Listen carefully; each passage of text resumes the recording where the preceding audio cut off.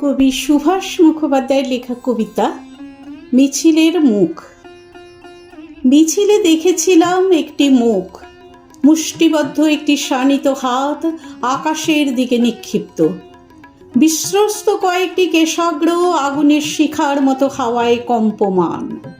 ময়দানে মিশে গেলেও ঝঞ্ঝাক্ষুব্ধ জনসমুদ্রে ফেরিল চূড়ায় ফসফরাসের মতো জলজল করতে থাকলো মিছিলের সেই মুখ।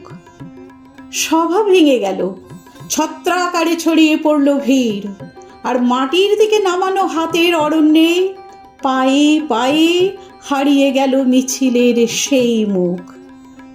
আজও দুবেলা পথে ঘুরি, ভিড় দেখলে দাঁড়াই, যদি কোথাও খুঁজে পাই মিছিলের সেই মুখ। কারো বাঁশির মতো নাক ভালো লাগে, কারো হরিণের মতো চাহনির নেশা ধরায়, কিন্তু হাত তাদের নামানো মাটির দিকে। ঝঞ্ঝাক্ষুব্ধ সমুদ্রে জ্বলে ওঠে না তাদের দৃপ্ত মুখ ফসফরাসের মতো।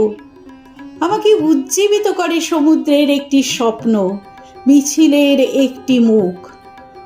অন্য সব মুখ যখন দুর্মূল্য প্রসাধনের প্রতিযোগিতায় কুৎসিত বিকৃতিকে চাপার চেষ্টা করে, পচা শবের দুর্গন্ধ ঢাকার জন্যে গায়ে সুগন্ধি ঢালে, তখন অপ্রতিদ্বন্দ্বী সেই মুখ নিষ্কষিত তরবারির মতো জেগে ওঠে, আমাকে জাগায়। অন্ধকারে হাতে হাত তাই গুজে দিই আমি, নিষিদ্ধ এক ইস্তাহার। জরাজীর্ণ ইমারতের ভিত ধসিয়ে দিতে ডাক দিই, যাতে উদ্বেলিত মিছিলে একটি মুখ দেহ পায়, আর সমস্ত পৃথিবীর শৃঙ্খল মুক্ত ভালোবাসা দুটি হৃদয়ের সেতুপথে পারাপার করতে পারে।